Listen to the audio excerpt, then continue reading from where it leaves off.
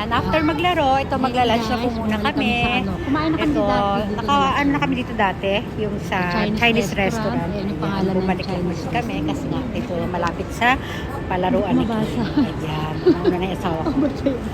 Ito pala ang Hanap siya pangalan ng niya. table na pang apat. Kasi ako, si Kay, at hindi yan ang pati asawa, diba? Ayan, meron silang mga values. Ayan, si Mami. Ayan o, natatandaan niyo. Ano, nakakatuwa yung mga ilaw nila, iba't ibang color. Diba?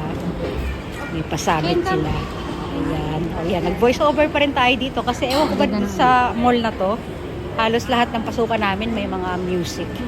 Come, Ken. Kaya lahat ganyan. O, diba? Kita. O, ayan. Order na si Kane.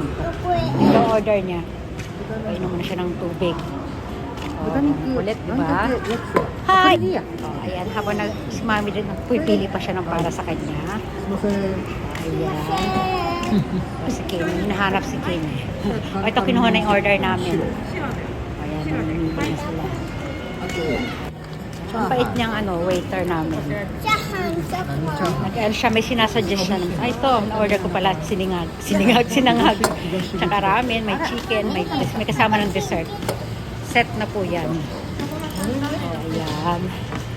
O, ito sa asawa ko rin, ramen din siya.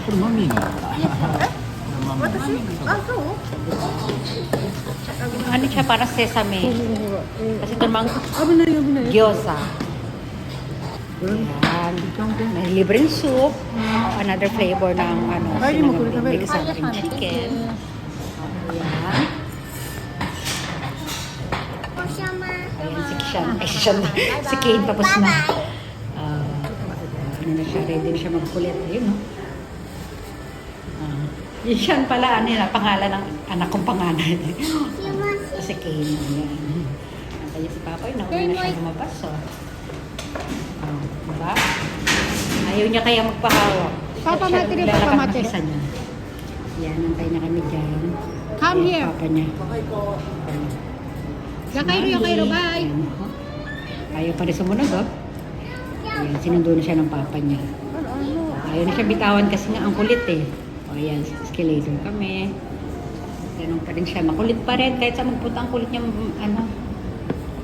diba? Ayaw niya hinahawakan siya. Ganyan na lang po. Bye!